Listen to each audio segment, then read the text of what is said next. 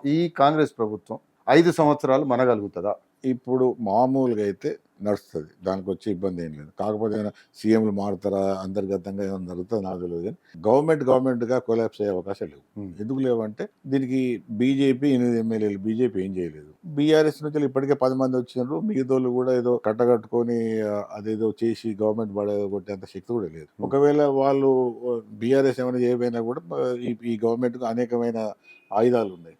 వాళ్ళ ఆ పార్టీ మీద వాడడానికి. కాబట్టి ఇమ్మీడియేట్‌గా ఏముండదు. కాకపోతే ఒకటే డేంజర్ ఏందంటే, బీజేపీ ఒకవేళ ఒక పెద్ద స్కీమింగ్ చేసి మహారాష్ట్ర పాలిసీ. మహారాష్ట్ర పాలిసీ. ఏకనాథ్ షిండే వాడదు. ఆ! ఇప్పుడు ఇక్కడ అటు బీఆర్ఎస్‌ను కూడగట్టుకొని, ఇప్పుడు ఈ ఎమ్మెల్యేలు ఒకవేళ మళ్ళీ అటు ఒకవేళ అనుకుందాం అంటే మాట వస్తే. ఇప్పటికే ప్రయత్నాలు ప్రారంభమైనయి. అయి ఒక దక్షిణ అంటే అదే మన ఉత్తర తెలంగాణకు సంబంధించిన ఒక సీనియర్ మంత్రిని గ్రిప్‌లో పెట్టుకున్నారు అనేది బీజేపీ ఒక ఉండొచ్చు. అయితే ఆ! ఇప్పుడు వ్యవస్థ ఏందంటే 39 మంది ఎమ్మెల్యేలు వాళ్ళకొచ్చి, అంటే ఇప్పుడు అందులో ఒక ఎమ్మెల్యే 38. 38 అయింది. హ్మ్. ఆ 38 ప్లస్ ఇది 8 ఆ! అంటే 46. అంటే ఇంక 20 కావాలి. ఇంకా 46 అంటే ఇంక 20 కావాలి. 20 కాకుండా కనీసం 46 అంటే 14 అయితే కావాలి. 60 సీట్లు వస్తే వాళ్ళకు గవర్నమెంట్ వస్తుంది. ఇది ఒకవేళ నిజంగానే బీజేపీ వాళ్ళు కుట్రపూరితంగా ఒక స్కీమింగ్ ద్వారా దీన్ని ఏమంటామంటే, మనం ఒక కూప్ అంటే మనం ఒక ఇంగ్లీష్లో కూప్ అంటే ఒక తిరుగుబాటు ప్రోత్సహించి ఒక దొడ్డిదారిలో చేసే ప్రయత్నాలు. ఇప్పుడు కాంగ్రెస్ ప్రభుత్వంలో ఉన్న ఎమ్మెల్యేలలో ఒక 20 మంది ఎమ్మెల్యేలు ఏ ఒక్క నాయకుడైనా పట్టుకొని వస్తే, ఆ నాయకునికి మేము సీఎం ఇస్తాము అని ఒక ఆఫర్ ఇస్తే, వాళ్ళు ఒకవేళ ఇప్పుడున్న ముఖ్యమంత్రి మీద అసంతృప్తో లేకపోతే మిగతా అనేక అంశాలలో ఏమన్నా జరిగి వాళ్ళు ఇటు వస్తే గవర్నమెంట్ పడిపోయే అవకాశం ఉంటుంది. కానీ దాంతోని కూడా బీజేపీ బదనామై ఇప్పుడు ఎన్నికైన గవర్నమెంట్ పడగొట్టిన పేరు కూడా మంచిది. అంటే ఇప్పుడు జనాలు కూడా ఎట్లా చూస్తారంటే, ఏ ఎక్స్ట్రీమ్ అయినా కూడా వీళ్ళని ఎమ్మెల్యేలను అందరినీ 6 మంత్రులు ఇచ్చినా కూడా గవర్నమెంట్ జనాలు మెచ్చరు. అట్లాగే ఒక న్యాయబద్ధంగా ఎలక్ట్ అయిన గవర్నమెంట్ కూలగొట్టడం కూడా జనాలకు నచ్చదు. కాకపోతే ఏంటంటే, వీళ్ళ స్వయంకృపాదాలు వీళ్ళు సరిగ్గా పరిపాలన చేయకుండా వీళ్ళు దన్నుకొని బజార్లో పడి పూర్తిగా వీళ్ళ యొక్క విలువ వీళ్ళు తీసుకుంటే కాంగ్రెస్ వాళ్ళు తప్ప, మామూలుగా అయితే నా ఉద్దేశంలో ఎట్లాంటి పరిస్థితులు కూడా గవర్నమెంట్ పడిపోయే అవకాశం లేదు. అంటే కేసీఆర్ ఊరుకుంటాడా సార్? నాదే ఎక్కువ మెజారిటీ ఉందని అనుకోడా అప్పుడు? ఇప్పుడు కేసీఆర్కు మామూలుగా ఇప్పుడు 38లో 28కే వచ్చింది. ఇప్పుడు అందులో కూడా చాలా మంది ఆయన దగ్గర పోవడం లేదు. హ్మ్. అయితే ఇప్పుడు ఏం జరుగుతున్నదంటే, ఈ దురదృష్టవశాత్తు కాంగ్రెస్ పర్ఫార్మెన్స్ సరిగ్గా లేకపోవడం, జనాలలో ఒక టాక్ మళ్ళీ మొదలైందంటే, ఆ కేసీఆర్ బాగుండే అనే ఒక టాక్ మొదలైన తర్వాత వీళ్ళందరూ గోపీలయ్యారు. అంటే గోడమీద పిల్లలు వేచి చూస్తారు. ఇప్పుడు యాక్చువల్‌గానైతే ఒక విధంగా కాంగ్రెస్ పార్టీగా గాని, లేకపోతే ప్రభుత్వంగా గాని, ఈవెన్ రేవంత్ రెడ్డి ముఖ్యమంత్రి గాని ఒక వైఫల్యం కొట్టవచ్చినట్టుగా నాట్ అని కనపడేది ఏంటంటే, ఈ 3, 4 నెలల ప్రభుత్వం వచ్చిన తర్వాతనే ఈ బీఆర్ఎస్ ప్రభుత్వాన్ని పార్టీని గాని, వాళ్ళ అధినాయకత్వం గాని బాగా బలహీనపరిచే చేయాల్సిన అవసరం ఉంది. అది చేయలేకపోయారు. ఆ! అది చేయలేకపోయారు కాబట్టి వాళ్ళు ఇప్పుడు బలపడి ఉన్నారు. హ్మ్. అంత ఈజీగా వాళ్ళు ఇప్పుడు మొన్న మీకు చెప్తా, ఈ కేటీఆర్ మీద యాంటీ కరప్షన్ అది పెట్టింది. పెట్టిండ్రు. అటు అయినారు ఇటు అయినారు. ఇప్పుడు దానిలో మేము కూడా వేరే టీవీ ఛానల్ పోయినప్పుడు అడిగారు వాళ్ళు, కాంగ్రెస్ వాళ్ళు కూడా వాళ్ళ పార్టీ వాళ్ళు ఉంటే లైవ్ నడుతుంది. లైవ్లో నేను ఒకటే విషయం అడుగుతాను నేను, ఇప్పుడు యాంటీ కరప్షన్ దాని మీద మీరు కేటీఆర్ మీద కేసును పెట్టారు. సరే, ఇప్పుడు నిజంగానే 55 కోట్లు కాదు, అది 5 కోట్లు అయినా కూడా తప్పే. నిజంగా తింటే లోపడేయాలి. అందులో వెనక ముందు ఏముండేది, గవర్నమెంట్ పైసలు లేదు, ప్రజల పైసలు, దానిలో ఇంకేది రెండు ఆలోచన కూడా లేదు. కానీ ఇప్పుడు మీ ప్రభుత్వం అయినా కూడా అందుకని పెద్ద ఆరోపణలు వస్తున్నాయి కదా. ఇప్పుడు వాటికి మీరేం సమాధానం చెప్తారు?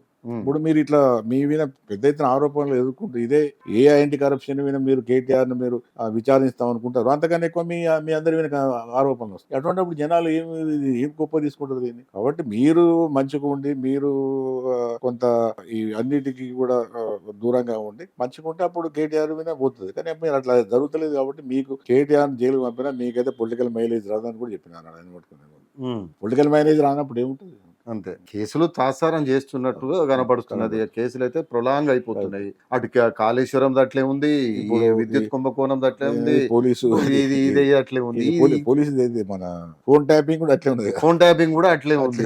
అయితే ఇప్పుడు వ్యవస్థ ఏంటంటే, కేసీఆర్ క్లియర్ గానే ఈజ్ ప్లేయింగ్ హిస్ కార్డ్స్. అంటే అటు బీజేపీతోని ఒక లైన్ ఉన్నది. ఇటు కాంగ్రెస్ లో మైనస్ ముఖ్యమంత్రి లేదా రేవంత్ రెడ్డి గారు కొందరితో ఆయనకి లైన్ ఉన్నది, పాత లైన్ ఉన్నది, ఇప్పుడు నేను కంటిన్యూ అవుతుంది అనుకుంటాను. అదే అదే that is 100%. My personal feeling.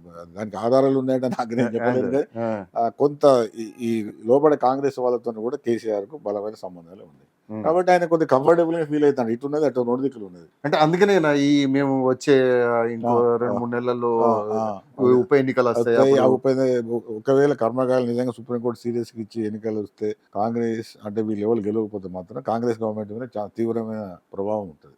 అంటే వాటిని రెఫరెండంగా తీసుకుంటారు. ఇక రిఫరెండంగా తీసుకుంటారు. అప్పుడు బీజేపీ కూడా చూస్తుంది. ఇప్పుడు ఇంకొకటి ఏంటంటే బీజేపీకి ఇప్పటికి కూడా మొన్న పార్లమెంట్ లో కూడా మాట్లాడినప్పుడు కూడా చాలా సేపు ఆయన కాంగ్రెస్ గురించే మాట్లాడాడు. మన రాహుల్ గాంధీ వర్సెస్ మోడీ గారు జరిగినప్పుడు కూడా మోడీ గారు కూడా ఎక్కువ కాంగ్రెస్ కాంగ్రెస్ లోపాలు మీదనే ఫోకస్ ఫోకస్ చేసి ఇప్పటికి కూడా జాతీయ స్థాయిలో వాళ్ళకి జాతీయ పార్టీ ఏది వాళ్ళకి రాష్ట్రాల్లో ఒకటి అటు ఇటు పోతే వాళ్ళకి వచ్చే నష్టం లేదు.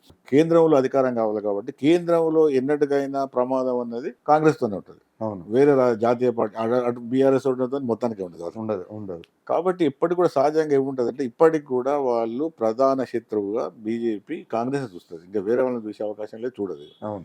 రెండవది ఏంటంటే ఇంక ఇక్కడ జరుగుతున్నది ఏంటంటే కాంగ్రెస్ పొంగ మిగిలింది 3 రాష్ట్రాలు. ఒకటి హిమాచల్ ప్రదేశ్, 2 కర్ణాటక, 3 తెలంగాణ. తెలంగాణ. హిమాచల్ ప్రదేశ్ చిన్న రాష్ట్రం, ఆర్థికంగా పెద్దగా దాని ఏం శక్తి లేని రాష్ట్రం. అంతో ఇంత ఆర్థికంగా మంచిగా ఉండి 2 బలమైన మెట్రోపాలిటన్ నగరాలున్న రాష్ట్రాలు కర్ణాటక, తెలంగాణ, అటు బెంగళూరు, ఇటు హైదరాబాద్. అవును. నాకు తెలిసిన మటుకైతే ఈ 2 గవర్నమెంట్స్ కాంగ్రెస్ పార్టీకి ఫండింగ్ చేస్తున్నాయి. అది ఓపెన్ బహిరంగ రాశాను. అది ఏ పార్టీకైనా చేసే పని. ఈ గవర్నమెంట్స్ ఫండింగ్ చేస్తున్నారు. ఇప్పుడు బీజేపీ థింక్ ట్యాంక్లో ఏమున్నదంటే ఈ ఏదో విధంగా ఈ 2 సిటీలను లేకుంటే కాంగ్రెస్ చేస్తే ఈ ఫైనాన్షియల్ గా బాగా వీక్ అయిపోతుంది పార్టీ. ఫైనాన్షియల్ గా వీక్ అయిన పార్టీ నడిపేయడం అనేది అంత ఈజీ కాదు.